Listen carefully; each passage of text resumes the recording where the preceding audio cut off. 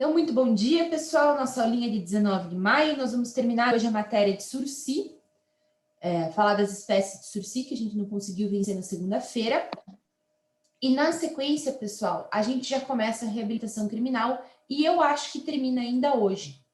No final dos slides de reabilitação, eu deixei algumas questões no seguinte formato. Tem a questão para marcar X. Embaixo tem os comentários explicando para vocês tirarem a dúvida. Então, como eu sugiro que vocês façam? Que vocês abram lá os slides grandes. Depois eu vou passar aqui para vocês, tá? Que vocês abram os slides grandes para você não ver a resposta. Tente responder e veja os comentários para ver se tu conseguiu entender. Depois a gente troca uma ideia aqui para ver como é que vocês foram, se vocês conseguiram responder todas as questões, se foi muito difícil de responder, para a gente ter uma dimensão se a gente precisa revisar ou não. São só 4 questões, certo? Se a gente conseguir terminar um pouquinho mais cedo hoje, vocês fazem as questões no horário de aula. Se não der, vocês tentam fazer aí durante a semana para a gente olhar as respostas na segunda, tirar dúvidas na segunda. Certo? Prof, temos que ir atrás da sentença do Lula um dia ainda. Eu li, a primeira sentença do Lula eu li, a segunda não. Tem quase 400 páginas, Manu. Mas dá para a gente ver só a dosimetria, né? Mas mesmo a dosimetria está bem extensa. Por isso que eu desanimei de trazer para vocês. Porque eu acho que se eu sofrer lendo a sentença do Lula. É um livro a sentença do Lula, bem longa. Bem longa. Então, vamos lá. Deixa eu já deixar aqui certinho. E vamos para os tipos de Sursi. Quando a Carol conseguir me mandar o material que ela achou aí, a gente volta para a conversa aqui. Então, a gente já conversou ontem, mas eu acho que nunca é demais repetir, os requisitos do Sursi simples. Deixa eu voltar aqui.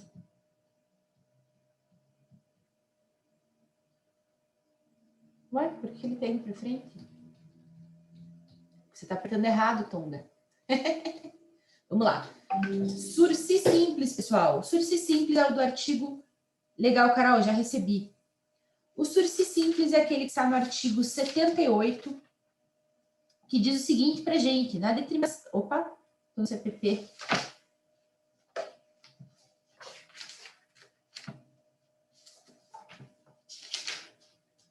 Diz o seguinte para gente, durante o prazo da suspensão, o condenado ficará sujeito à observação e cumprimento das condições estabelecidas pelo juiz.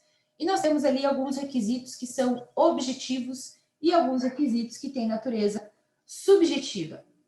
Esses requisitos, pessoal, eles vão ser utilizados na forma do Sursi simples, ou seja, quando nós estivermos diante de uma concessão de Sursi daquela forma tradicional que nós vínhamos conversando, certo?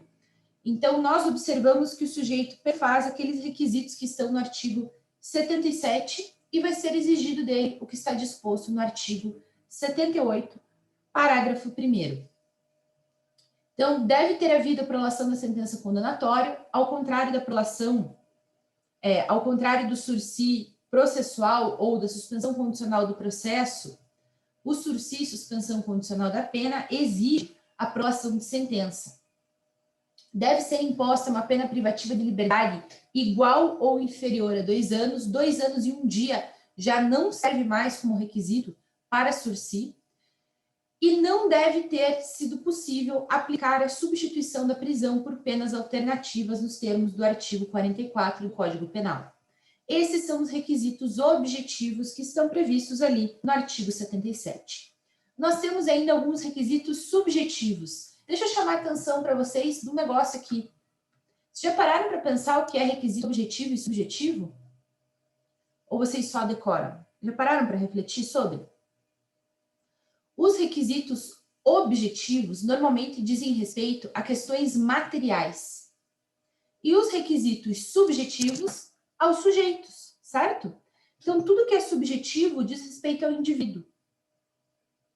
Não sei se vocês já tinham parado para pensar nisso, é um pouco óbvio, eu sei, mas nem todo mundo para pensar que subjetivo diz respeito ao sujeito. Como que você separa, então, quando você lê um artigo, quando você lê, enfim, uma lei que fala de requisitos objetivos e subjetivos? Os subjetivos sempre serão aqueles que são individuais, que dizem respeito ao sujeito, certo?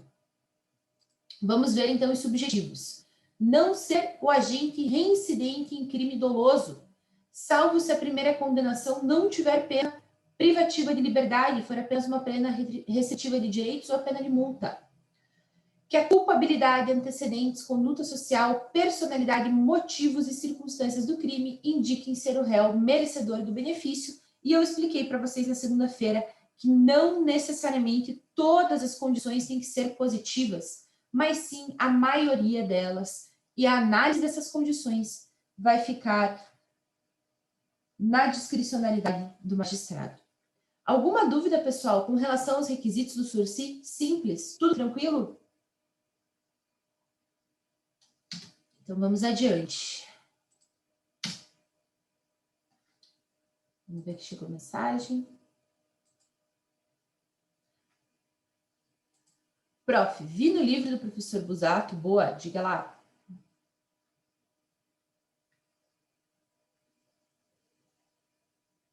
Quer saber se é bom? Quer saber se é para comprar ou não? Espera a continuação, Flávia, fiquei curiosa agora. A Flávia é misteriosa. Não, professora. Oi. É misteriosa, Flávia? Você parece que não termina. Não, é que eu comprei o livro que a professora indicou, o último livro dele, e ele lá explica muito bem essa questão dos objetivos e subjetivos. É muito bom. Quando ele é bom, de uma linguagem super fácil. Eu comprei ele do Kindle, a versão do Kindle. Ai, que bacana! Ai, gente, o Kindle é tudo de bom, né? Você compra os livros bem mais em conta. Que bacana, que bom, Flávia, que você gostou do livro. Eu procuro indicar livros assim, que sejam muito profundos tecnicamente, que tenham muita qualidade e que, ao mesmo tempo, tenham uma linguagem fácil. Eu acho que não faz sentido nenhum um cara escrever um livro super pica que ninguém entende, né? Tipo, parabéns para você pelo seu livro super pica, todo mundo que lê não consegue entender absolutamente nada do que você escreveu. Não serve para nada, livro é para aprender, para ensinar. Então, eu sempre indico o Busato em Direito Penal. Queria muito indicar um manual de mulher. Não tem manual de mulher, vocês acreditam? Não tem manual de mulher, só tem manual de homem. Quem sabe nos próximos anos a gente tem manual de mulher, né? Terminar meu doutorado. É muito mais barato, né, professor? O É muito quê? mais barato, né? Os O livros. livro no Kindle. É muita diferença. Muita diferença. Muito. Por isso que eu acho que o Kindle compensa, sabe, Flávia? Sem contar que, não sei se vocês sabiam, mas no Kindle você consegue grifar e exportar como PDF. Então você fica com um resumo, com um fichamento. Então eu acho E tem alguns livros que a gente já trocou aqui no grupo da sala, alguns PDFs, principalmente, acho que eu tenho 3 livros de PDF de civil, e aí eu consegui mandar para ele sem desconfigurar o PDF, sabe? Porque daí fica muito mais fácil para ler do que no computador. É show. Eu acho que é um bom investimento, assim. Eu acho um excelente investimento. Então, daí em direito penal eu indico o Busato e no processo penal eu indico o Gustavo Badaró. Gustavo Badaró foi um dos professores titulares mais jovens da história. Ele é professor titular em processo penal da USP e o livro dele tem a mesma característica, Flávia.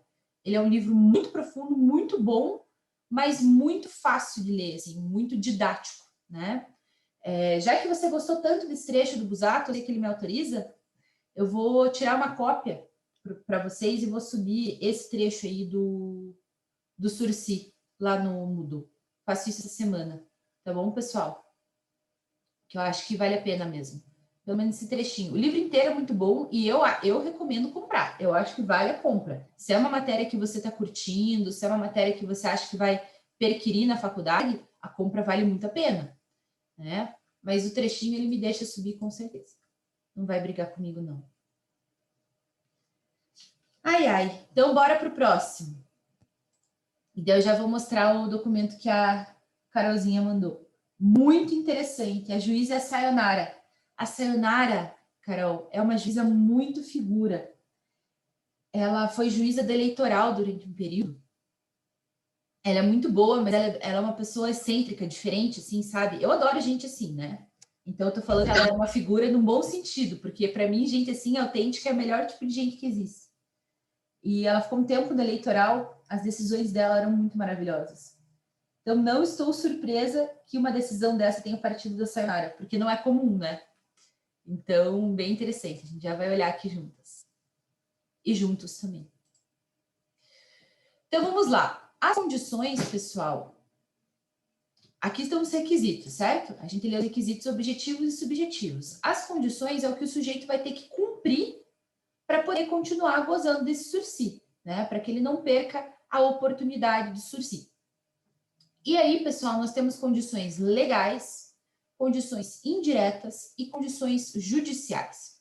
As condições legais são aquelas compulsórias, são também chamadas de condições diretas, né?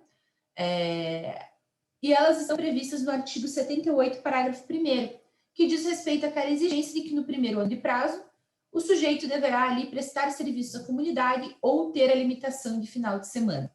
Percebam, pessoal, que a legislação utiliza o vocábulo ou. Houve uma discussão por algum tempo se poderiam ser aplicadas a prestação de serviço à comunidade e a limitação de final de semana cumulativamente.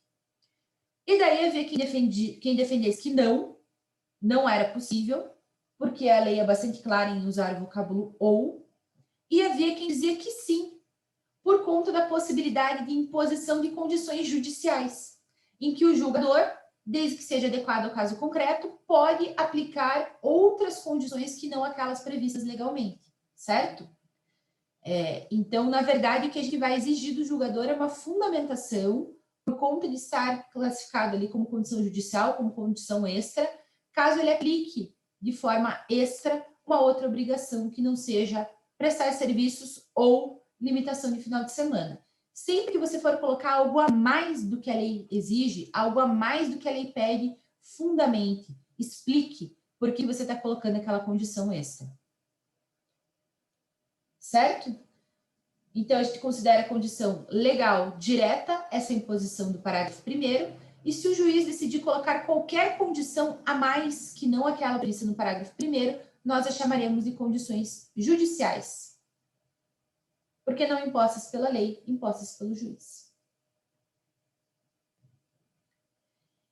E aí, pessoal, para além disso, nós temos ali o que nós chamamos de condições indiretas. O que seriam as condições indiretas? São as proibições, as causas de revogação. O que o cara não pode fazer sob pena de ter o seu sursi revogado. O que eu acho interessante, pessoal, no código, deixa eu até tirar aqui o PowerPoint para poder mostrar melhor para vocês. O que eu acho interessante do artigo 81 na redação do código é que ele traz o seguinte, ó. Estão vendo aqui? Revogação obrigatória, está escrito em cima do artigo 81. O que significa, pessoal, que caso o acusado, ou agora já condenado, né? Caso o condenado venha a realizar alguma dessas atividades futuras, ele infelizmente terá o seu sursi cassado, certo? Será revogado o sursi concedido. Então, olhem lá o artigo 81. A suspensão será revogada, não é poderá ser revogada, é será revogada. Se no curso do prazo, ou seja, no curso daqueles 2 a 4 anos que foram impostos, o beneficiário for condenado em sentença irrecorrível por crime doloso, transitou em julgado durante esse prazo um segundo processo, e nesse processo ele foi condenado por crime doloso, está revogado o sursi. Certo? É uma revogação, eu só não digo que é automática, porque o juiz tem que analisar e tem que prolatar a sua decisão. Mas não cabe discricionariedade do juiz para não revogar. A revogação ela é uma consequência inafastável nesse caso. Inciso segundo, frustra, embora solvente, a execução de pena de multa ou não efetua, sem motivo justificado, a reparação do dano. Quando concedido o sursi, pessoal, o sursi não afasta a pena de multa. Então, vocês lembram que em alguns artigos, principalmente os artigos que prevêem delitos patrimoniais, está escrito pena 2 a 4 anos e multa. 3 a 7 anos e multa. Opa! 3 a 7 anos e multa. Nesse caso, pessoal, quando a gente tem previsão de multa, é obrigatório também que o indivíduo cumpra a pena de multa, que ele pague aquele valor pecuniário para que o sursi permaneça. Quais são as justificativas plausíveis para que a pena de multa não seja quitada e ele não perca o sursi? Que ele consiga justificar, que ele consiga explicar por que ele não pagou o sursi. Durante a pandemia, pessoal, as penas de multa têm sofrido um grande boicote, vocês devem imaginar, né? O pessoal está sem grana, a gente está vivendo uma crise econômica muito significativa e a gente está tendo uma série de problemas financeiros, né? Isso impacta, é claro, também na quitação da pena de multa. Se a quitação de pena de multa for impactar no orçamento familiar a ponto do sujeito não conseguir pagar aluguel, alimentar os filhos, enfim, se for impactar de maneira significativa no orçamento familiar, esse indivíduo pode justificar o pagamento da pena de multa. Certo?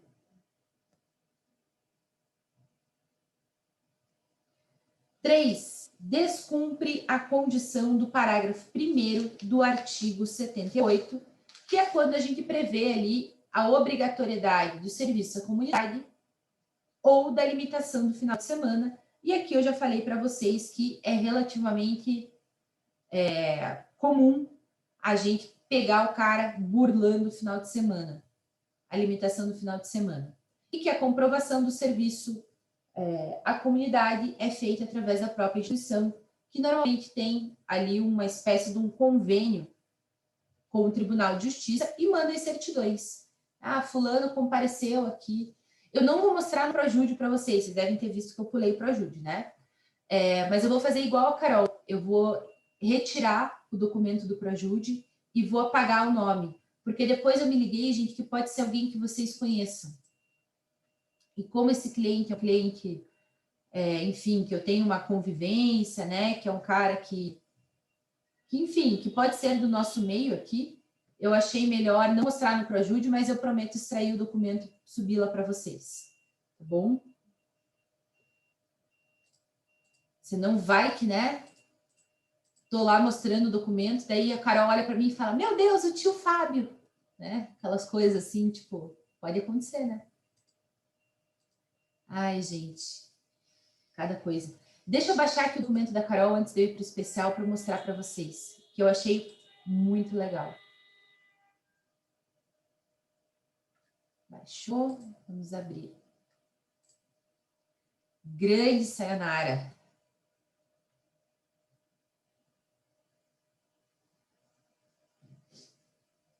Quem é teu chefe, Carol? É o Alceu Boles. Não sei se você conhece. Puxa. Ele faz mais a parte inventário, essa parte assim, sabe? Direito. Aí esse daí, na verdade, é o documento do Sérgio Zipin, que daí é o genro dele, que trabalha lá também. Só que ele pega um pouco mais alguns penal, assim, umas coisas assim. Zipin, sabe que um dos advogados mais famosos do Paraná era Zipin, né? Dálio Zipin. Tem uma sala da OAB homenageando ele. Ele foi chefe da minha sócia, o Dálio. O Dálio faleceu em 2019 e ele deixou para minha sócia a biblioteca dele inteira. Tem mais de 5 mil livros. A gente não fez o transporte ainda da biblioteca. Imagina, gente, eu não sei nem... Ainda bem que o nosso escritório é grande, mas mesmo no escritório grande, eu não sei como é que... Nas nossas prateleiras não vai caber. Não sei como é que tu vai fazer com essa biblioteca do Dálio, querido. Achei tão bonito ele ter deixado para ela.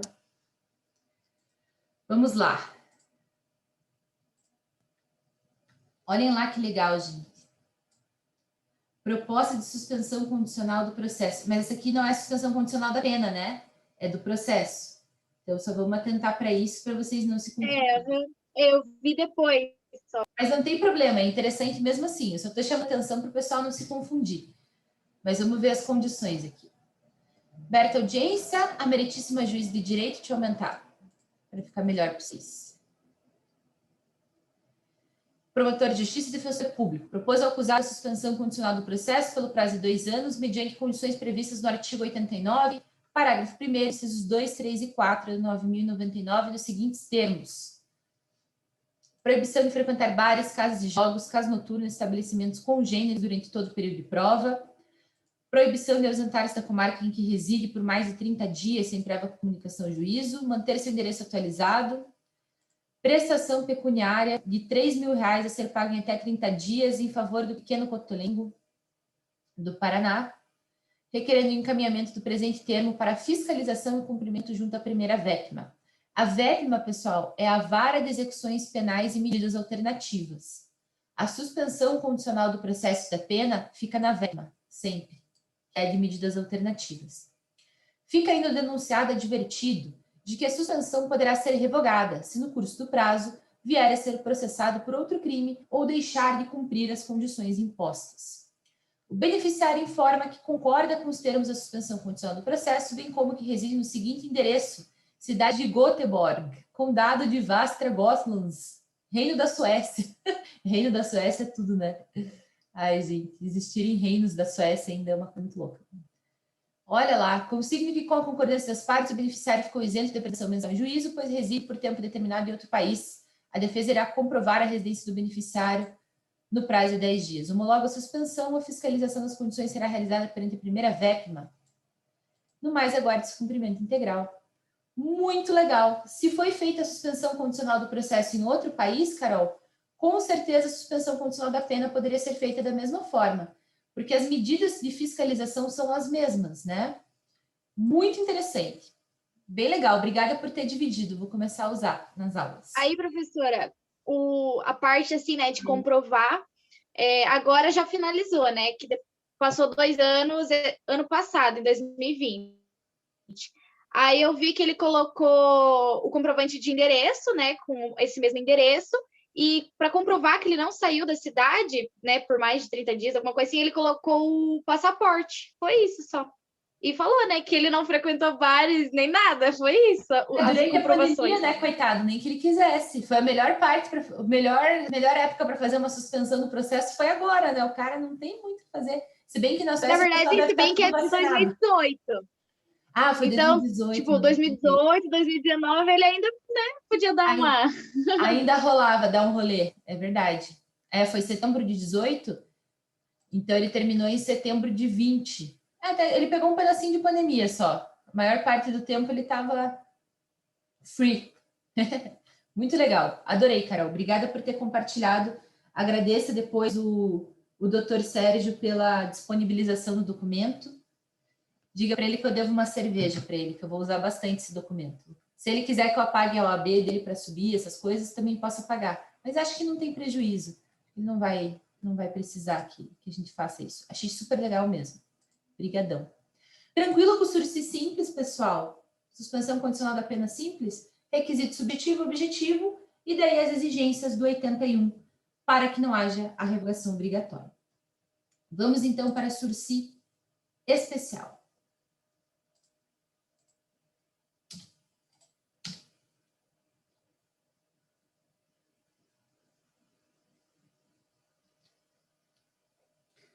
Vamos lá, pessoal. O sursi especial, ele está previsto ali no artigo 78, parágrafo 2º.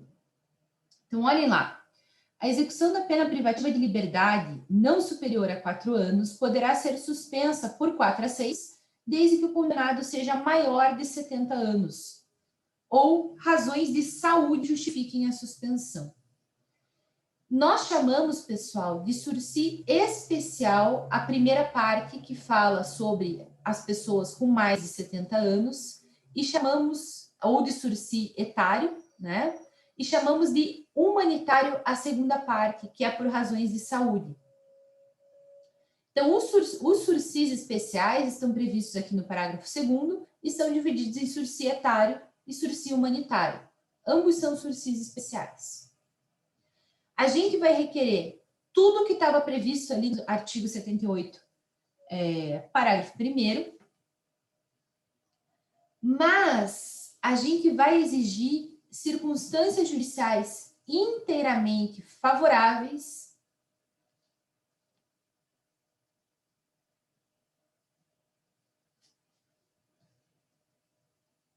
e a reparação do dano, se houver dano e se houver possibilidade de fazê-lo.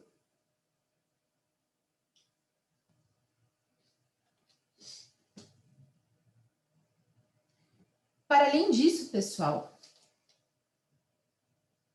podem ser aplicadas também cumulativamente algumas condições. Opa, chegou uma pergunta. Algumas condições extras, desde que o juiz assim fundamente. Professora, as suspensões da pena e do processo são bem usadas com menores infratores, né? Ou esses castigos que são dados não seria suspensão condicional? Não seria, Nicole? A gente já conversa sobre isso. A gente vai falar sobre outras formas de pena, sobre outras formas de retribuição mais para frente, quando a gente for falar de medidas cautelares, mas a gente não diz que os menores sofrem pena, certo? Porque eles não cometem crimes.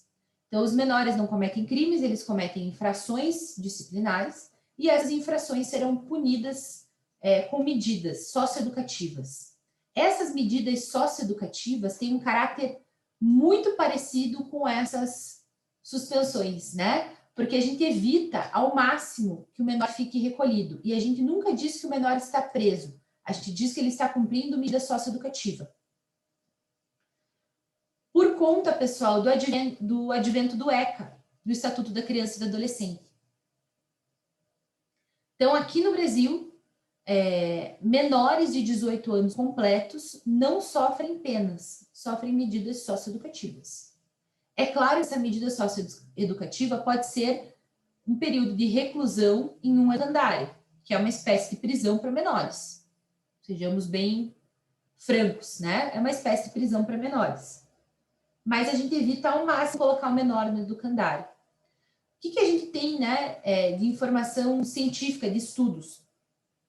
O tempo, a sensação de passagem do tempo, ela é mais lenta quanto mais jovem a gente é. O que faz sentido, certo? Se você viveu 12 anos, um ano é um 12avos da sua vida.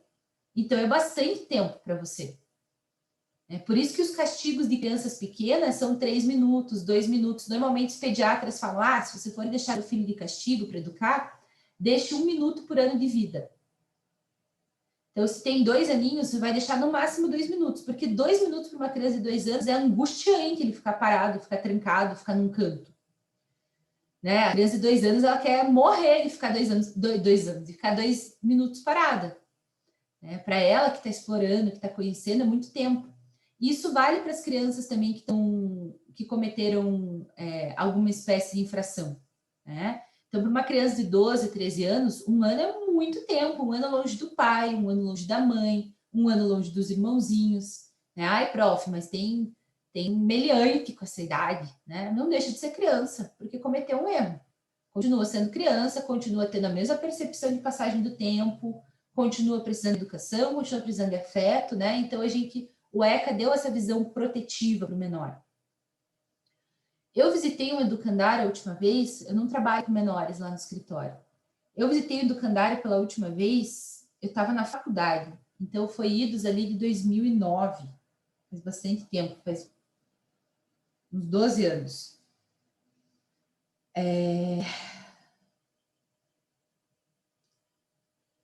Parece uma prisão, né? Tem cela cheia demais. Eles costumam não misturar muitas idades, então os mais novos com os mais novos, os mais velhos com os mais velhos, mas eles buscam dar alguma espécie de suporte, assim, né? De ensino, curso profissionalizante. É um pouco melhor, costuma ser, pelo menos o que eu visitei, é um pouco melhor do que uma prisão, propriamente dita. Mas é uma prisão, no final do dia. Certo? Até fiquei muito nervosa, eu fui para fazer um trabalho de escola, e a gente queria, de faculdade, a gente queria comparar o educandário e uma prisão, e a gente conseguiu lá a autorização para visitar o educandário e a Supermax Piraquara. A Supermax Piraquara era uma das melhores prisões que tinham, aqui um dos melhores ergástulos, né, que tinham. E o Educandário que a gente visitou também era um dos melhores. Então, eu saí com uma impressão muito boa, assim, porque eram 2 espaços públicos muito bem feitos, muito bem construídos, assim, muito bem geridos, né? Mas não é sempre assim, tá? Aqui a Nicole falando, ai, prof, é horrível, eu vi aquele documentário no YouTube. Como que é o nome? Juízo? O Juízo? Alguma coisa assim? O que eu indiquei é pesado, né? Eu acho muito importante, gente, vocês assistirem esses documentários e vocês terem noção do que é a realidade prisional brasileira. Porque senão a gente sai falando besteira por aí, né? Falando que os caras estão de férias, que é muito tranquilo, que não sei o quê, e é muito sinistro. Vocês não têm a dimensão. Eu acho muito triste que, de uns tempos para cá, a gente tem tanta faculdade de direito que a gente não consegue mais autorização de visita, né? Porque se todo mundo for pedir autorização de visita, os caras vão ter visita todo dia. E daí eles cortaram as asinhas. Mas era tão bom quando a gente podia visitar, eu acho que é tão formativo. Você vê uma carceragem, você vê, assim, né? É muito formativo, muito importante. Mas vejam os documentários. Eu quero montar um post lá no meu Instagram de sugestões de documentários. Me sigam lá. Nos próximos dias eu vou fazer esse post. Eu já tenho um post de livros feministas, bem legal. Quem gosta do tema.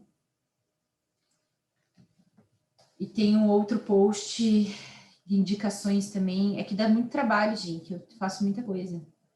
Eu brinquei com o pessoal da aula de ontem que eu tô igual o pai do Cris, com 4 empregos. Vocês assistem Todo Mundo Odeia o Cris? Enfim, sigam lá que eu vou postar nos próximos dias. Diga, Carolzinha. Então, professora, eu não sei se você vai lembrar, mas uma vez você estava indicando livros, eu também indiquei, né? Aquele é Diário de uma Favelada, alguma coisa assim. Nesse livro, ela também conta, ela é de São Paulo, ela também conta como que era essa, tipo... É que a gente chamava FEBEM, né? Como que era a FEBEM para os filhos dela, assim, porque teve um filho dela que foi acusado de fazer não sei o quê, e ele foi, tipo, quiseram mandar ele para lá, sabe? E uns piazinhos contando, tipo, não deixe seu filho ficar aqui, porque lá eles não, a comida era azeda, lá eles tinha pulga, eles não tinham coberta, a roupa deles, eles não tinham como lavar a roupa. Tipo, nossa, sinceramente, foi um dos livros mais difíceis que eu já li, assim. Não só dessa parte, mas, tipo, todo o livro dela, contando a história dela, é bem horrível. É bem legal de ler. Eu indico bastante, mas é bem difícil. Diário de uma Favelada? Vou deixar anotado aqui. Se eu não li. Sim, o nome da autora é Carolina de Jesus, eu acho. Ai, a Carolina de Jesus do Quarto de Despejo? Não conheci esse livro dela.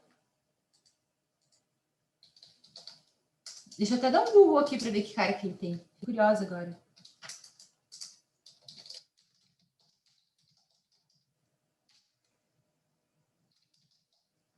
Carolina Maria de Jesus. É, cara. Você já leu o livro dela, O Quarto de Despejo? Não, eu só li esse mesmo, do diário. Ah, é? Ah, tá. Então, sim. Deu um tilt aqui agora. Quarto de Despejo, Diário de uma Favelada. Eu li um pedaço do Quarto de Despejo quando eu estava no ensino médio. Por isso que eu até não associei imediatamente. Eu lembro que na época eu achei tão pesado e tão triste que eu não terminei de ler. É muito pesado, né? Eu tenho essa impressão, pelo menos. Tudo bem, eu tinha, sei lá, 16, 17 anos, era jovenzinha, né? Mas eu lembro de ler e ficar, tipo, pesada, assim, e falar, não quero mais. E eu emprestei na escola na época, olha isso. É que é um livro bem antigo, gente. Eu emprestei na escola e eu não consegui terminar de ler. Penso. É de 2001 o livro? Ou essa edição que é de 2000? Sei lá. Tem no estante virtual, viu? Bem baratinho para quem quiser comprar. 25 pila eu achei aqui no estante virtual. Mas deve ter no Kindle também, porque é um livro clássico brasileiro, assim, bem clássico. Ai, ai, será que eu vou ter coragem agora que eu tô velha? Agora que eu tô velha, eu vou ter coragem. Vou ler o livro. Deu conto para você, Carol. Agora eu já tô mais cascuda. Ah, professora, eu juro que tinha dias assim que eu tava lendo que eu tinha que parar, porque dava vontade de chorar. Mas depois você vai indo, você chora, assim, mas você termina. E depois você termina, você chora bastante, que você fica tipo, caralho, né? como a gente não dá valor. Nossa, é bem isso, Carol. Eu acho que o mais importante da gente ver esses documentários, da gente ler esses livros, é a gente entender o nosso lugar de privilégio. Por mais que a gente passe os nossos apertos, né? Eu sei que tem famílias agora, e pode ser que seja a realidade de algum de vocês, que estão sofrendo pra caramba para pagar a faculdade, que não estão dando conta, né? Que estão sofrendo o período social que a gente está vivendo, socioeconômico.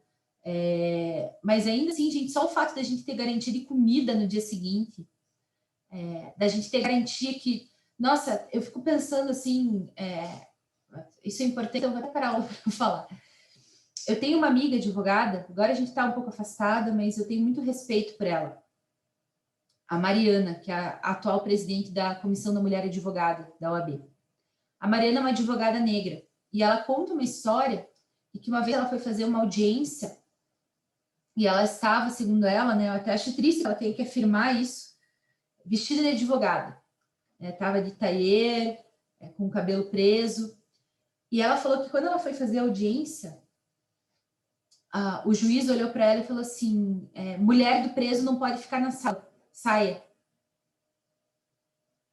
E daí disse que ela respirou assim, olhou para ele e falou, não, eu sou advogada. E daí o juiz olhou e falou assim, então apresente tua OAB aqui pro estagiário.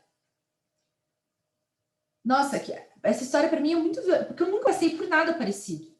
Né? Eu nunca vou passar, eu sou uma mulher branca de classe média alta, eu nunca vou passar por nada parecido. Né? Eu chego branca, vestida de advogada, com a minha bolsinha Louis Vuitton, e ninguém sequer cogita que eu seja esposa do preso. Em tempos de Lava Jato, talvez cogitem agora. Porque a fila das mulheres dos presos da Lava Jato era um negócio, gente. Um dia eu vou contar para vocês. Fora da curva, assim.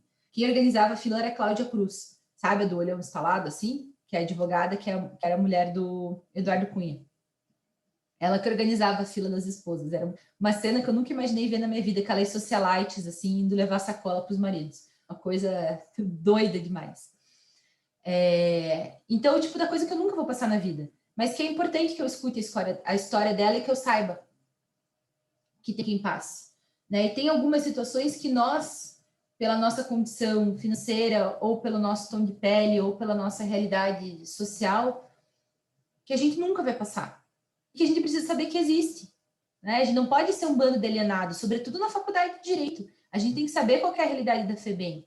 A gente tem que saber qual que é a realidade do tráfico. Até se eu não indiquei para vocês, acho que eu indiquei o livro do NEM da Rocinha. Cara, esse é um baita livro para você ler. É um baita livro para você entender qual que é a dinâmica da favela, para você entender por que um piá vai parar no tráfico. Você veja, gente, uma operação como a de Jacarezinho, que morrem 28 pessoas, das quais a maioria não tinham passagem pela polícia. Você tem duas opções na favela. Você tem a opção de ter um trabalho digno, carteira assinada, ganhar um salário mínimo por mês, com desconto da FGTS, etc., que vai dar uns R$ 989, e correr o risco de tomar um tiro nas costas da polícia.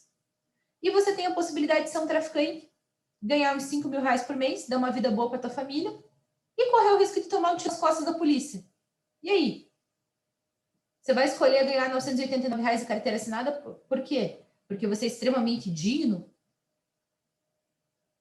É muito fácil para a gente ser extremamente digno na nossa realidade, né? Agora, numa realidade em que você pode morrer de qualquer jeito, você vai escolher o quê? Dar uma vida melhor para tua família? Ou escolher a dignidade, ser o paladino da moralidade, dos bons costumes na favela? Então, a gente conhecer essas realidades para a gente não fazer julgamentos tolos, né? Para a gente não se achar acima do bem e do mal, é muito importante. Porque, cara, da nossa posição, né? Às vezes eu vejo ali a Manu com a câmera dela aberta, passa, eu imagino que seja sua mãe, Manu, passa a mãezinha da Manu atrás. Pô, cara, uma mãezinha querida que vai lá arrumar teu quartinho, que traz um cafezinho para você. Pô, cara, tranquilo, é claro que você vai crescer maravilhosinha. Tem como não crescer maravilhosinha? Com uma mamãe querida, com alguém que te dá um suporte, que te ajuda com a tua faculdade, né? Às vezes eu vejo a Flávia contando do marido dela. Ai, meu marido é engenheiro, estava me ajudando a fazer as contas aqui, não conseguiu entender a racionalidade. Pô, uma pessoa que tem apoio, que tem amor, que tem comida, que tem teto. É claro que para a gente fazer boas escolhas é mais fácil, né? Enfim, conhecer essas realidades é muito importante. E no curso de Direito isso faz toda a diferença, porque isso ajuda a gente a ter pensamento crítico. E o pensamento crítico desenvolve a nossa intelectualidade, né? Abre portas acadêmicas, abre portas profissionais, porque você ser um alienado, nossa, gente, isso aí é... Você vai criar inimizade no teu caminho profissional, né? Eu estava assistindo ontem No Limite. Eu adoro, gente, reality show. Porque, né, minha vida é mestrado, doutorado e advogar e dar aula. Então, de vez em quando, eu gosto de assistir um negócio que eu não preciso pensar, né? E daí eu presenciei um diálogo entre a Iris, sei lá, aquela BBB loirinha, Iris Stefanelli, que parece, né, teve uma vida normal, e a Ariadna, que é uma mulher trans, que participou de um BBB bem antigo, e que, assim, comeu pão que já amassou, a família pôs para fora de casa, ela acabou, tentava emprego, ninguém contratava, ela acabou indo para prostituição e tal. E daí ela estava comentando, né, sobre a história dela, falando, eu não vi outra escolha, eu estava passando fome, eu não tinha outra escolha, e eu acabei indo para a prostituição, e a prostituição é um ambiente muito duro. E daí a tal da Iris olhou para ela e falou assim, claro que você tinha escolha. Cara, quem é você para falar que claro que ela tinha escolha? Né? E outra, ainda que ela tivesse escolha, se na época ela não teve condições de avaliar que ela tinha escolha, dá para voltar no tempo e reescrever a história da pessoa? Não dá. Então, respeite, né? Escute e fale, poxa, eu sinto muito que você tenha passado por tudo isso, espero que as coisas estejam melhores agora, né? Realmente isso é muito fora da minha realidade, não me sinto confortável para comentar, mas receba a minha solidariedade. Pega muito melhor, é muito mais humano do que você ir lá e chutar cachorro morto. Né? Pô, a mulher comeu o diabo amassou e você vai olhar para lá, claro que você tinha escolha, né? E essa falta de noção, gente, não cabe no espaço jurídico. A nossa profissão é uma das profissões que mais exige empatia. Empatia. Se você não for um juiz empático, se você não for um promotor empático, se você não for um advogado empático, cara, você não tem paciência de advogar. Você não tem paciência de ser juiz, você não tem paciência de ser promotor e você vai ser ruim. Então, desenvolver empatia faz parte do curso de Direito. Essas dicas de livro, essas dicas de filme, de documentário, elas têm um propósito. Né? Elas estão lá no plano didático de vocês por uma razão. Para mim, a maior vitória não é que vocês tirem 10 na minha prova, é que vocês saem dessa disciplina seres humanos empáticos, um pouquinho mais empáticos. Quem entrou empático, um pouquinho mais empático. Quem não era empático, um pouquinho empático seja. Porque isso vai fazer de você o melhor profissional. Atualmente, você consegue achar jurisprudência no Google, que você consegue acessar livro no Kindle. É muito ruim você ser completamente técnico, porque você vai fazer uma boa pesquisa e você vai entregar uma boa peça, uma boa sentença, um bom parecer. Mas empatia é um negócio que a gente tem que desenvolver desde a faculdade, porque empatia não é um negócio que cresce na gente da noite para o dia. É um negócio que exige desenvolvimento e conhecimento da realidade brasileira. Então, para mim, o meu objetivo principal com vocês é que vocês sejam empáticos, porque isso, cara, vai tornar vocês bons profissionais independentemente. Prof, o livro é O Dono do Morro? Esse mesmo, do Misha Glenn, ou da Misha Glenn, agora eu não lembro se é uma mulher ou um homem, eu acho que é uma mulher, na verdade, que fez as entrevistas na prisão com o Ney. Baita livro, Nicole, eu acho que você vai gostar. Leia que vale a pena. É muito bom esse livro, gente. Eu já dei de presente para várias pessoas. Baita livro. Vamos tentar ler a Carolina de Jesus de novo, então. Coloquei essa meta para mim. Ler até o final do mês a Carolina de Jesus. Quando eu estiver triste, eu vou ligar para a Carol. Carol, eu não consigo. Me ajuda. Estou sofrendo. Pior que eu sofro, gente. Eu choro com coisas que eu sei que são verdade. Esses filmes que são, tipo, que eu sei que é romance, eu não choro. Mesmo que seja muito triste. Agora, coisa que eu sei que aconteceu, me dói demais.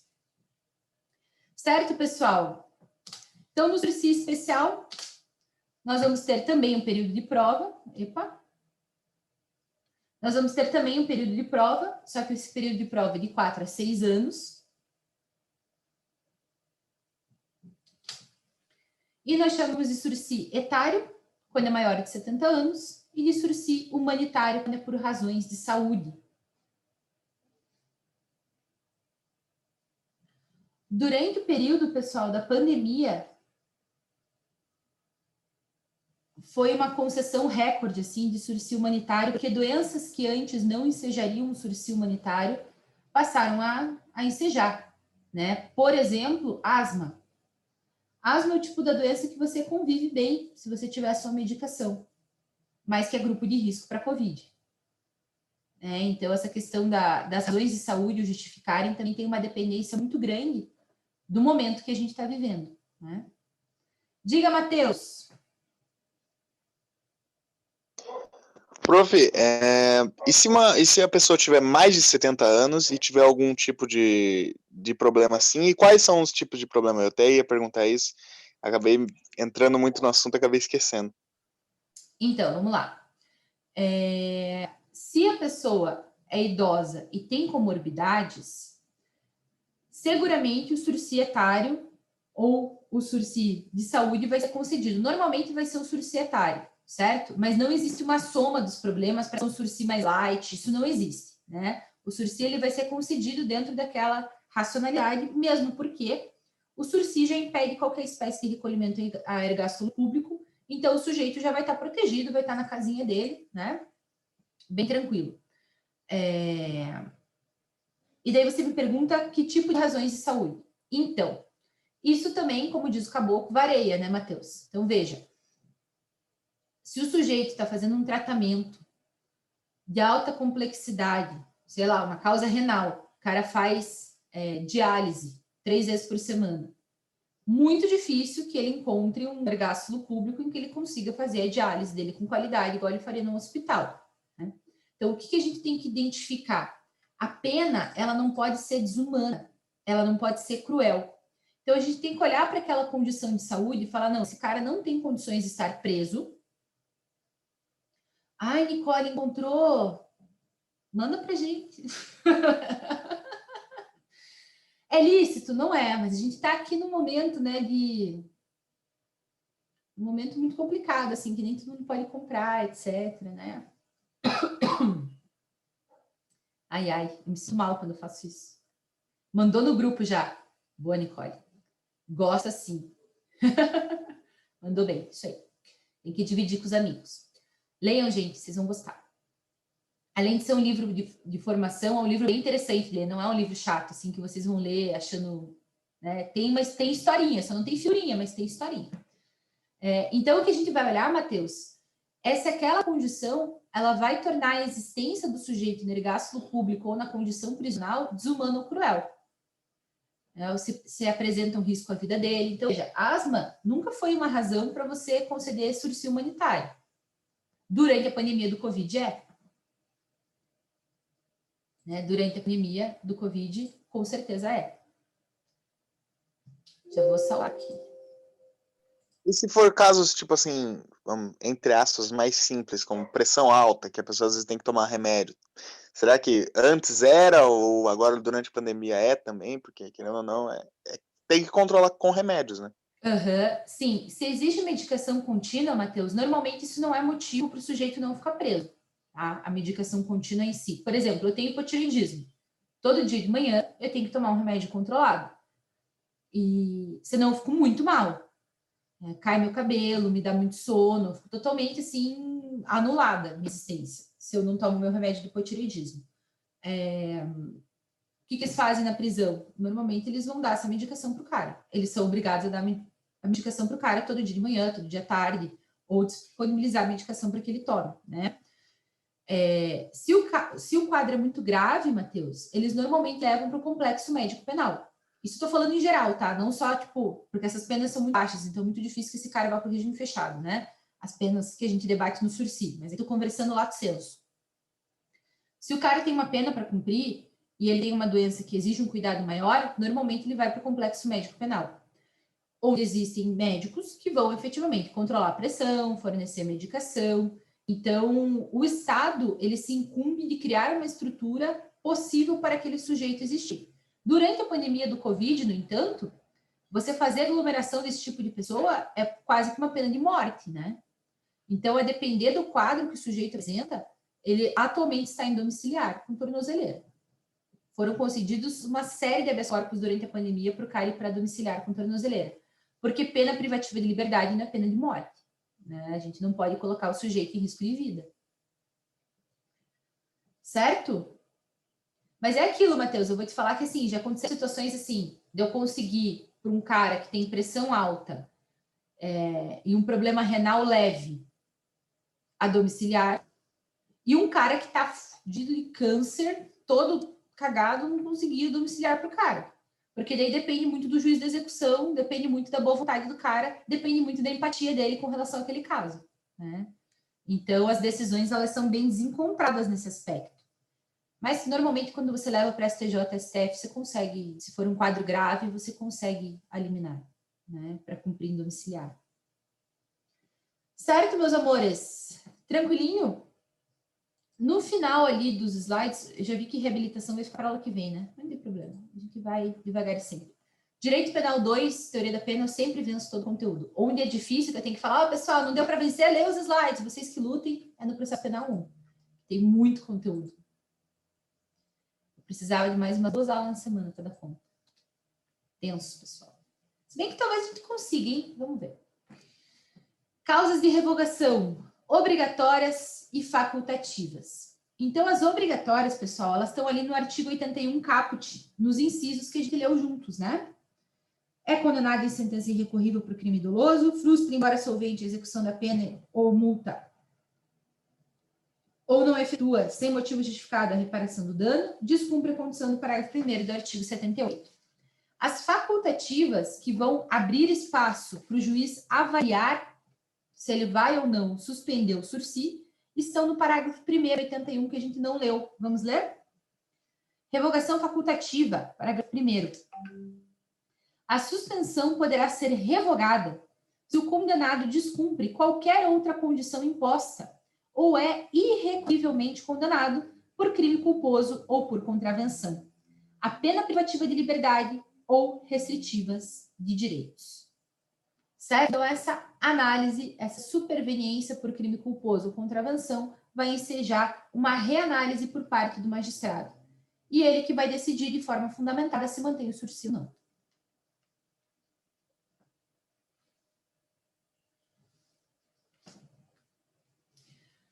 Na segunda hipótese, pessoal, segundo ali o parágrafo 2º e o parágrafo 3º, se o juiz optar por manter o sursi ali nas facultativas, ele vai advertir o sentenciado, vai avisar de que ele não pode realizar qualquer espécie de descumprimento de condições e de que essa superveniência de sentença condenatória, ainda que em crime culposo ou contravenção, ele seja uma reprovabilidade maior, certo? E daí ele tem a opção, pessoal, de exacerbar as condições, então colocar mais condições judiciais, falar, ó, você não cumpriu, agora você vai ter condições mais gravosas, ou, pessoal, de prorrogar o período de prova. Então, se o cara tinha 2 anos de período de prova, o juiz pode prorrogar para 3, pode prorrogar para 4, justificando o descumprimento das condições, falando, ó, é teu último aviso, né? Teu último aviso. Prof, se o cara descumpre, se o sujeito descumpre, se ele eventualmente não cumpre o final de semana ou não cumpre o serviço social, esse tempo conta como cumprimento de pena para ele, como regime aberto, ou ele perde esse período? Ele perde o período. Não conta como cumprimento de pena. Se for revogado, ele vai cumprir a pena desde o princípio. Certo? Então, se foi combinado lá 1 ano e meio, ele ficou 1 ano de sursi e descumpriu o sursi, que era de 2 anos, ele vai cumprir 1 ano e meio de pena. Ninguém mandou não cumprir o sursi. Certo, pessoal?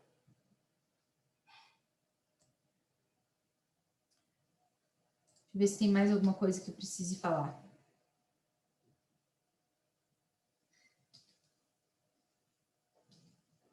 Eu coloquei para vocês ali nos slides, na lei de execuções penais, os artigos que falam sobre sursi, certo? Se vocês quiserem fazer a leitura depois, isso é matéria de execução penal, a gente tem um processo penal 1, mas se vocês quiserem fazer a leitura, vocês fiquem bem à vontade, eu acho que complementa o que a gente conversou em sala de aula. Sobre sursi, pessoal, estamos todos de acordo? Tudo tranquilo? Então, como são 9h04 e a gente tem aula até 9h40, eu vou dar a matéria de reabilitação, que é uma matéria bem fácil. Então, acho que dá tempo da gente avançar em reabilitação, certo? Vou puxar os slides aqui para vocês. Reabilitação.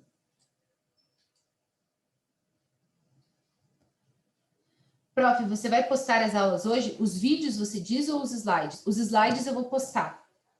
Os vídeos, eu tô tendo muito problema de conversão.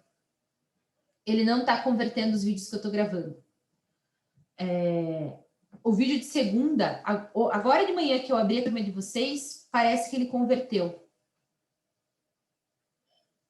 Para vocês terem ideia, converteu hoje o vídeo do 5º período noturno, que eu dei aula na quinta-feira.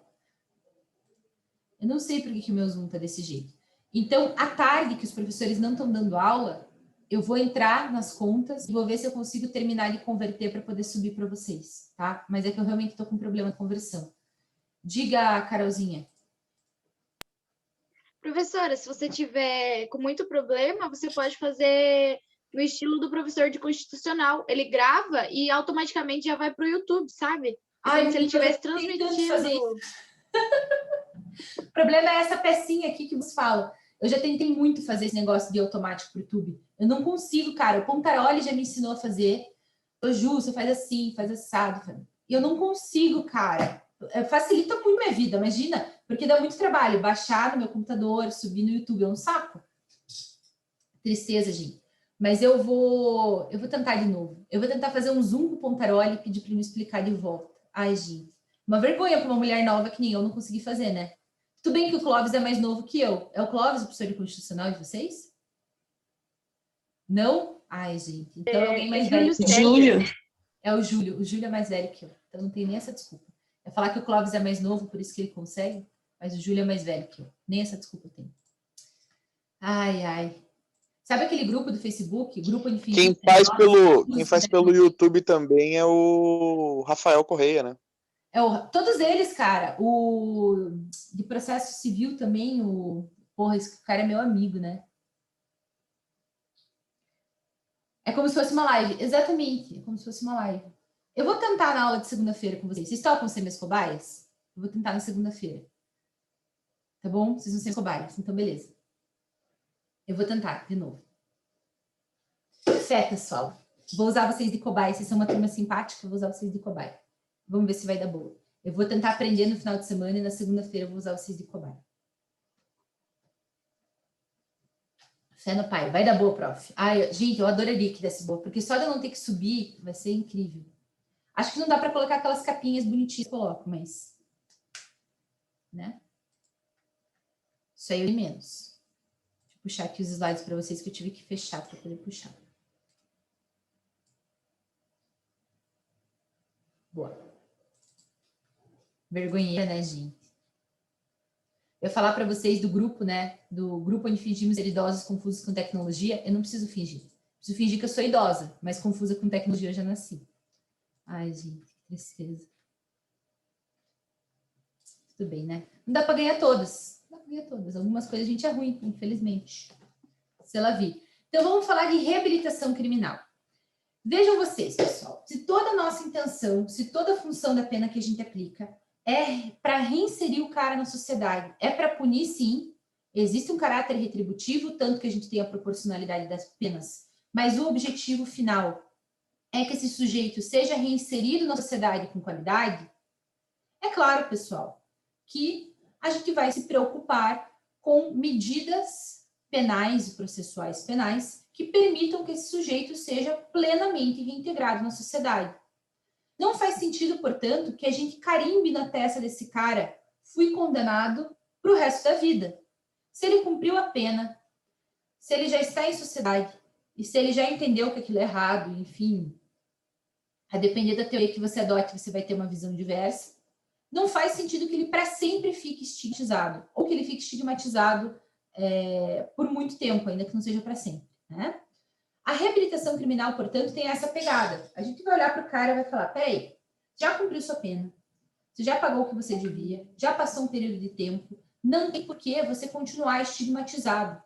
A reabilitação criminal, ela visa limpar a ficha do cara, para que ele volte a viver em sociedade como se ele nunca tivesse cometido crimes. Então, de maneira bem simplória, bem objetiva e bem leiga, Esse é o objetivo da reabilitação criminal. Pô, o cara às vezes quer fazer um concurso público e tem uma condenação na ficha que impede ele de fazer aquele concurso público. O sonho do cara era ser policial, mas quando ele tinha 19 anos, ele bebeu e atropelou uma pessoa. Daí, em 40, ele não pode mais ainda fazer esse concurso. Estão entendendo? Então, a intenção da reabilitação criminal é não estigmatizar o sujeito para sempre. É permitir que ele volte a viver em sociedade sem os estigmas da condenação. Vamos lá. Artigo 93 do Código Penal. O artigo 93 ele vai dar uma dupla finalidade para a reabilitação criminal. Assegurar o sigilo do registro sobre o processo e a sua condenação. Então, não permitir que você ache no Jus Brasil o nome do cara, que hoje em dia é assim, né? Você digita no Google, aparece o Jus Brasil do cara. E conferir novamente ao acusado direitos que lhe foram retirados como efeito secundário da condenação. Vamos ler juntos o 93? Capítulo 7 da reabilitação. A reabilitação alcança quaisquer penas aplicadas em sentença definitiva, assegurando ao condenado o sigilo dos registros sobre o seu processo e condenação. Parágrafo único. A reabilitação poderá também atingir os efeitos da condenação previstos no artigo 92 deste Código, vedada a reintegração na situação anterior, nos casos do inciso 1º e 2º do mesmo artigo. Para a gente prosseguir na reabilitação, eu acho importante a gente falar brevemente dos efeitos da condenação. Os efeitos da condenação, eles normalmente são tratados por mim na disciplina de processo penal 1, mas é importante que a gente tenha consciência do que essa dosimetria que a gente aprendeu a fazer, do que uma sentença penal transitada em julgado pode gerar na vida do sujeito. Então, vamos fazer uma breve regressão ali para o capítulo 6 dos efeitos da condenação. O capítulo 6 é composto de 2 artigos, o artigo 91 e o artigo 92. O pacote anticrime, a Lei 13.964, agora Lei Anticrime, pois já aprovada e em vigor, trouxe para a gente o artigo 91A, que é um artigo bastante extenso e que modificou ali a parte relacionada aos efeitos da condenação. Os efeitos da condenação são divididos em efeitos genéricos e efeitos específicos. Vamos começar pelos efeitos genéricos. Por que a gente está conhecendo os efeitos, pessoal? Para que a gente entenda por que a reabilitação é necessária, certo? Já que o nosso objetivo é cessar esses efeitos, vamos entender quais são esses efeitos. 91. São efeitos da condenação. Tornar certa a obrigação de indenizar o dano causado pelo crime. Roubei um carro, dei PT no carro. Um dos efeitos da condenação é indenizar pela devolução do carro, ou o valor do carro. Ah, o carro tinha seguro, o cara só pagou o sinistro, R$2.000. Beleza, pelo menos o sinistro o cara tem que pagar. Certo? Você tem que indenizar a vítima pelos danos gerados pelo delito. A perda em favor da união, ressalvado o direito do lesado ou terceiro de boa-fé. Aqui nós estamos falando de perdimento de bens que estão relacionados com o crime. Sejam esses bens meios para realizar o delito, ou sejam esses bens produto do crime. Então, eu lavei o dinheiro do delito comprando obras de arte. Aquelas obras de arte que podem ser perdidas em favor da união. Um dos produtos do delito foi o carro que eu comprei para também lavar aquele dinheiro. Também é declarado perdimento. Certo? Então, muito cuidado. Vamos ver lá. Perda em favor da união, ressalvado o direito do lesado terceiro de boa-fé, a dos instrumentos do crime, desde que consistam em coisas cujo fabrico, alienação, uso, porte ou detenção constitua fato ilícito. Armamento, pessoal, é declarado perdimento. Por exemplo. B. Do produto do crime ou de qualquer bem ou valor que constitua proveito auferido pelo agente com a prática do fato criminoso. Como eu falei para vocês, obra de arte, veículo, o que foi comprado, adquirido com proveitos do fato criminoso. Parágrafo 1º. Poderá ser declarada a perda de bens ou valores equivalentes ao produto ou proveito do crime quando esses não forem encontrados ou quando se localizarem no exterior. Se você não consegue acessar a obra de arte, se você não consegue acessar o apartamento que foi comprado em Miami, se você não consegue acessar o produto do crime, você pode declarar o perdimento pecuniário de valor equivalente. Então, não consigo acessar uma obra de arte X, que eu sei que está num cofre Y, enfim. Quanto vale? R$1.200.000. Então, você vai retirar da conta do sujeito, se ele tiver disponível esse valor, R$1.200.000. É a perda de bens ou valores equivalentes ao produto.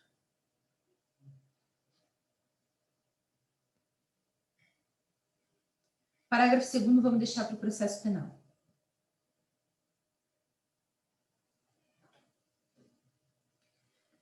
O 91A também vamos deixar para daqui a pouco. Vamos para o 92. São também efeitos da condenação. Aqui são os efeitos específicos, tá? Perda do cargo, função pública ou mandato eletivo. Quando aplicada a pena privativa de liberdade por tempo igual ou superior a 1 ano nos crimes praticados com abuso de poder ou violação de dever para com a administração pública, então perceba que é para um caso muito específico. Quando for aplicada a pena privativa de liberdade por tempo superior a 4 anos nos demais casos. É por isso que às vezes a gente vê político de tornozeleira, certo? Porque ele caiu nos demais casos e a pena é menor que 4 anos. Mas que absurdo, professor, o cara está indo lá para a Câmara de Vereadores de tornozeleira. É porque não teve a condenação dele, o efeito secundário que está previsto ali no artigo 92. Continua achando absurdo, professora? Eu também. Incapacidade para exercício do poder familiar, da tutela ou da curatela, nos crimes dolosos sujeitos à pena de reclusão, cometidos contra outrem, igualmente titular do mesmo poder familiar, contra filho, filha ou outro descendente, ou contra tutelado ou curatelado. Se você é condenado, transitado e julgado por crime cometido contra a entidade familiar, contra o outro tutor, ou contra o seu filho, o seu tutelado, o seu curatelado, você perde o seu poder, o pátrio poder sobre essa pessoa, né? O que faz muito sentido. Você espancou teu filho. Vamos supor que... Ai, que horror usar pessoas reais como exemplo. Mas vamos supor que o menino Henry tivesse sobrevivido, certo? E tivesse sido vítima daquela agressão, mas tivesse sobrevivido. Seguramente a mãe e o pai, ou o padrasto, melhor dizendo, né? Se condenados com trânsito e julgado, perderiam o pátrio poder sobre o menino. Não poderiam mais exercer a tutela sobre aquela criança. Faz sentido que seja um efeito secundário da pena, nessa espécie de delito, certo? 3. A inabilitação para dirigir veículo quando utilizado como meio para a prática de crime doloso. Então, você perde a CNH. Parágrafo único. Os efeitos de que trata esse artigo não são automáticos, devendo ser motivadamente declarados na sentença. Pessoal, nós temos efeitos da condenação que são automáticos, certo? A cassação dos direitos políticos, por exemplo, é um dos efeitos automáticos enquanto você está cumprindo pena privativa de liberdade, você não pode votar e ser votado. Esses efeitos são previstos na Constituição e a gente vai ver detalhadamente em processo penal 1. E alguns efeitos que não são automáticos, mais especificamente esses do artigo 92. Então, o juiz tem que fazer constar da sentença, certo? A perda da CNH, a perda do pátrio poder, ou, eventualmente, a perda do cargo público, o afastamento do cargo eletivo. Tranquilo, pessoal? O 91A inseriu para a gente uma consequência da condenação bastante polêmica. Eu vou explicar para vocês superficialmente e daí eu te dou a palavra, Carol. O 91A a gente não vai entrar de forma detalhada, porque vocês ainda são muito baby shark para falar sobre isso. É um tema muito profundo. Mas para vocês não ficarem curiosos, eu vou dar só uma palhinha. O 91A inseriu a possibilidade nos delitos com pena combinada acima de 6 anos de ser decretada a perda do proveito do crime correspondente à diferença entre o valor do patrimônio do condenado e aquele compatível rendimento lícito. Então, veja só, eu condeno a Carol a 12 anos. E daí eu olho para o patrimônio da Carol e vejo, Ah, a Carol tem 10 milhões de reais de patrimônio, mas isso aqui não é muito compatível com a renda dela. Eu acho que é compatível com a renda dela 4 milhões, e daí eu declaro perdimento de 6. Entenderam como pode ser muito polêmico isso? O que é um patrimônio compatível? Se o cara é muito mão de vaca, talvez ele guarde muito mais dinheiro do que um cara que vive uma vida bom vivant, né? Um cara que roubou muito, mas é bom vivant, não vai ter muito patrimônio. E um cara que não roubou nada, mas é super pirangueiro, o cara talvez tenha mais patrimônio. Então, essa medida é uma medida muito polêmica. Existem artigos na internet, existe uma série de discussões sequer se esse artigo 91 é constitucional. Porque quem é o juiz para conseguir avaliar se aquele patrimônio é compatível ou não? É um estudo que deveria ser feito de uma forma muito profunda para você poder afirmar se o patrimônio é compatível ou não. Certo? Diga, Carol.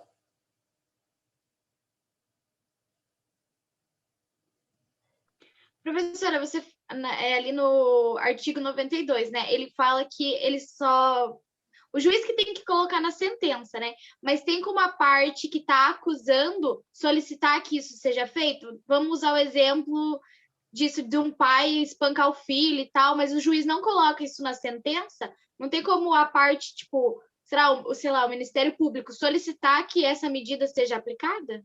Com certeza. Normalmente o Ministério Público, em alegações finais, pede, Carol, já coloca ali nas alegações finais o pedido de que seja reparado dano, o pedido de que seja perdido o pátrio poder. Se o juiz não coloca, cabe apelação por parte do Ministério Público. O Ministério Público pode vir para o TJ, recorrer e pedir para o TJ colocar isso na decisão. Então, existe a possibilidade, sim, da parte argumentar e falar, o juiz não colocou, a gente pediu, ou a gente não pediu, mas ele deveria colocar nesse caso. Então, sim, o Ministério Público pode atuar. Se for uma ação penal privada, é muito difícil a gente imaginar uma ação penal privada que vai ensejar essas condições, né? Mas se for uma ação penal privada, o querelante também pode pedir. Certo? Tranquilo, pessoal? Conseguiram entender do que a gente está querendo se reabilitar? Muito comum a reabilitação para devolução do direito de dirigir. Essa é uma das formas de reabilitação mais comum. O pessoal quer o direito de dirigir novamente. E daí entra com a reabilitação. Luiz Regis Prado, pessoal, conceitua a reabilitação como uma medida político-criminal com o objetivo de reinserção social do condenado, que garante o sigilo de seus antecedentes e suspende condicionalmente efeitos específicos da condenação. É importante dizer que a reabilitação é uma ação própria. Então, você não solicita a reabilitação no bojo dos próprios autos, certo? Você tem que entrar com uma inicial de reabilitação perante o juízo da condenação, pedindo que o sujeito seja, então, reabilitado. O que acontece, né, caso seja deferida a reabilitação? Não vão mais existir registros criminais sobre aquele processo de condenação, certo? Então, vai assegurar ao condenado reabilitado uma folha de antecedentes limpinha. No entanto, é importante a gente destacar que a LEP assegura o mesmo sigilo independente de reabilitação. Em tese, pessoal, todo mundo que está cumprindo pena deveria fazê-lo em sigilo para não gerar estigmatização. Então, terminou de cumprir a pena, a LEP garante o arquivamento do feito e o sigilo do feito. Tanto que eu fiz um júri alguns anos atrás, que foi bem emblemático, assim, tinha muita gente assistindo. E volta e meia, algum professor de processo penal, de direito penal, que estava nesse júri, me pede os autos. Só que o réu já terminou de cumprir a pena. Então, os autos estão em sigilo. Para fins acadêmicos, a gente pode usar autos sigilosos, não tem problema nenhum, certo? O Estatuto de Ética e Disciplina da OAB me garante que eu use o processo que eu quiser para ensinar. Por conta do meu objetivo de ensino, eu posso utilizar o processo que eu quiser com vocês. Mas, eu normalmente peço para eles pedirem lá na primeira vara do Tribunal do Júri, o processo. Justamente para não ser eu a pessoa a propagar a estigmatização do réu que foi condenado, né? Um processo de feminicídio, bem estigmatizante. Então, eu normalmente não forneço. Mas, professora, então, se esse processo ele fica em sigilo de forma automática, qual que é o objetivo do réu? O que ele está buscando, né, com o deferimento da reabilitação? Normalmente, ele está buscando com que a condenação anterior só possa constar de certidões por ordem judicial. Se você emite uma certidão, mesmo com processo sigiloso, na certidão, para fins criminais, vai aparecer a condenação.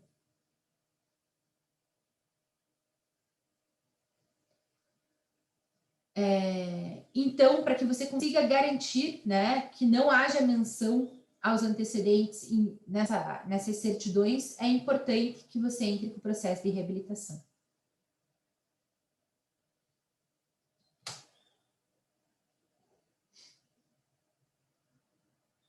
Vejam, pessoal, o que é importante de destacar aqui?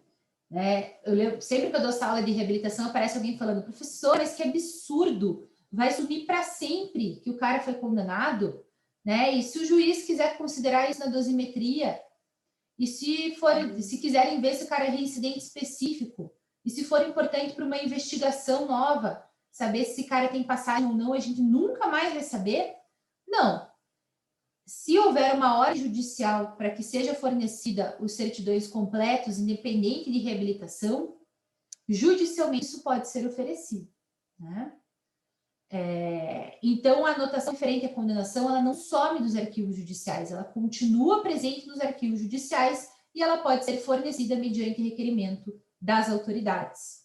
O objetivo de tirar da certidão é muito mais relacionado à dignidade, à vida social daquele apenado, né? Já terminou de cumprir pena, já cumpre os requisitos para reabilitação, ele pode querer tirar uma certidão que saia sem anotações, para poder ter uma vida social normal, para poder conseguir um emprego com mais facilidade, não sofrer os estigmas, mesmo porque o estigma eterno, o estigma permanente, ele é uma forma de pena perpétua. E a pena perpétua, ela é proibida por uma série de mecanismos e de convenções de direitos humanos que o Brasil ratificou. Então, em tese, nenhuma pena pode ser perpétua. Nem mesmo a pena vexatória, né? Nem mesmo a pena de consequência, nem mesmo as penas secundárias. Então, a reabilitação ela vem como uma forma de impedir que penas permanentes, que penas perpétuas existam dentro do sistema jurídico brasileiro. Prof. Diga, meu amor. Mas como que funcionaria, então? Digamos, o sujeito vai lá em busca de um trabalho, ele ia ter que mentir? Falar, nunca tive passagem criminal. Ou ele ia ter que falar, sim, eu tive, mas foi arquivado. Então, em tese, o empregador não pode fazer esse tipo de pergunta. Existem algumas perguntas que são abusivas do empregador realizar. Uma delas é a pergunta sobre passagens criminais, certo? É claro, pessoal, que na prática o empregador faz esse tipo de pergunta, pede a certidão e o cara que está precisando de emprego vai lá e tira e responde, né? Mas, em tese, isso não poderia acontecer. O empregador não poderia realizar esse tipo de questionamento, né? Professora, o artigo 91, inciso 1, é algo que acontece com frequência? Tornar certa a obrigação de indenizar dano causado pelo crime? Sim. Praticamente toda sentença patrimonial tem a obrigação de indenização, Nicole. Tem que existir o pedido expresso do Ministério Público, né? Se não for uma indenização patrimonial, se não for uma consequência daquele delito, se for uma indenização, por exemplo, por efeitos psicológicos, igual acontece na Maria da Penha, tem que haver o pedido expresso do Ministério Público. Mas é muito comum. Posso trazer para vocês uma sentença exemplo nesse sentido. O que vocês acham? Subo lá no Moodle para vocês também. Mas é bem comum. Bem comum. Meus queridos, eu vou ter que encerrar 10 minutinhos antes, que eu estou vendo que tem uma situação aqui do escritório precisando de mim. Segunda-feira a gente retorna com a reabilitação, eu vou tentar trazer esses exemplos para vocês para ficar mais claro, e até bom que a aula de hoje não fica tão pesada, com um intervalinho um pouco mais tranquilo, certo? Vocês vão ser minhas cobaias na segunda, vamos torcer para dar tudo certo e eu conseguir subir as aulas automaticamente. Professora, você vai postar as últimas aulas? Era disso que a gente estava falando, Caio. Eu estou tentando postar, eu vou tentar fazer isso hoje à tarde. O que o Zoom está falando para mim? Quando eu abro o Zoom, né, ele fala, as últimas aulas não foram... ele usa uma expressão específica, mas não foi feito download. Você deseja converter. As últimas aulas não foram convertidas. Deseja converter? Eu aperto que sim. E daí ele começou a converter as aulas mais antigas. Então, já converteu a de quinta, enquanto a gente falava, converteu a de sexta. Então, eu acho que existe a chance deles terminarem de converter e eu consegui subir da semana passada e dessa semana. Diga, Ni. Prof, bem rápido. Diga, meu Teve amor. um homem que foi condenado agora no Acre a 101 anos de prisão. Então, no caso, ele cumprirá apenas 40. Se fosse cumprir, ele jamais cumpriria 101 anos. Jamais. Mesmo porque, assim, primeiro que ninguém vive tudo isso, né? Então, Sim. ele não chegaria lá com certeza. Não sei que idade ele tem, mas a não ser que ele seja um bebê de 3 anos, ele não vai conseguir chegar nos 130 anos, né? Mas sim, o máximo de pena que ele pode cumprir são 40 anos. Né? Isso está previsto lá no Código Penal e já foi um aumento proposto ali e aprovado pela lei anticrime. Então, com certeza, desses 40 anos ele não passa. Entendi. Então, o juiz, ele coloca lá a pena, mas é desnecessário, no caso. Olha, eu não diria que é desnecessário, eu acho que tem uma questão simbólica, tem uma questão que impacta na progressão de regime, tem algumas consequências, assim, como eu posso dizer, satélites, né? Algumas consequências secundárias. Mas que ele não vai cumprir tudo isso, ele não vai, garanto, no máximo 40 anos. Existem histórias, pessoal, de pessoas que ficaram presas mais do que 40 anos no Brasil, mas foi por erro judiciário, tá? Então, vocês podem até encontrar uma notícia, réu ficou preso 56 anos, ficou esquecido, né? Mas não é legalmente prevista essa possibilidade. Com certeza ele consegue até indenização depois, por ter ficado preso tempo a mais. Indenização contra o Estado. Diga, Manu. Tá bom, professora, obrigada. Imagina, Ani. Não, eu fiquei curiosa sobre a pergunta da Ani. O que faz daí, prof, com o resto dessa pena que a pessoa não vai cumprir? Ignora? Ignora. Você não pode ficar tudo isso preso. Não pode ficar tudo isso preso. Né? O máximo é de 40 anos. Que já é uma pena bem alta, pessoal. Né? Pense, se a pessoa cometeu o crime ali com 18 anos, que é o mais jovem que você pode cometer um crime, você vai ficar preso até os quase 60 anos, né? Então é tipo a tua vida inteira, praticamente. Você vai viver a velhice solto só. Né? Então, 40 anos é bastante tempo. Levando em conta que a média de idade dos nossos presos é 22 anos, o cara vai sair com 62. A vida desse cara acabou, né? Com 62, você começar a trabalhar, começar a recolher dinheiro para aposentadoria, a vida desse cara acabou. Então, 40 anos é bastante tempo. Bastante tempo. Porque a gente não admite prisão perpétua no Brasil. Mais que 40 anos é prisão perpétua. Né? Levando em conta que a média de vida dessas pessoas é 65, 70 anos, a vida de média no Brasil é 72, acho, atualmente. 40 anos de pena é praticamente prisão perpétua. Né? O cara vai sair e vai ter mais 10 anos de vida se tiver. Porque imagina, uma pessoa que ficou 40 anos preso não tem o máximo de expectativa de vida. A chance dele morrer na prisão é muito alta. Muito alta. Já tinham parado para pensar nisso, para fazer as contas? A gente não para fazer, né?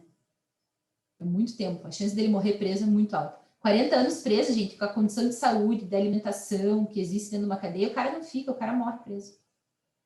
Não tem. Certo, meus amores? Nos vemos semana que vem. Bom restinho de semana para vocês. Deixa eu fazer um convite. Tá lá no meu Instagram também. Amanhã vai ter o dia inteiro do evento de Direito Penal e Processo Penal. Vai ser no YouTube do professor Lélio Braga Calhau. E eu vou dar uma palestra às 1h30 da tarde. Tá? Minha palestra vai ser sobre a necessidade e conformidade do juiz de garantias na justiça eleitoral para os crimes eleitorais. Então, quem quiser comparecer será muito convidado, eles vão certificar, mas só para quem estiver ao vivo nos eventos. Então, como vocês não vão conseguir estar no período da manhã, eu acho que eles não certificam. Mas são palestras bem interessantes, vão ficar disponíveis no YouTube do professor Lélio, e eu acho que vale a pena vocês assistirem. Tem algumas muito boas. Certo, pessoal? Amanhã, quinta-feira. Tá bom? Boa semana, meus queridos. Obrigada pela companhia, viu? Vocês são tudo de bom. Adoro a turma de vocês. A gente vai se ver de novo no 5º período, então a gente só fica o 4º período separado. No 5º período a gente tá junto de volta. Super beijo!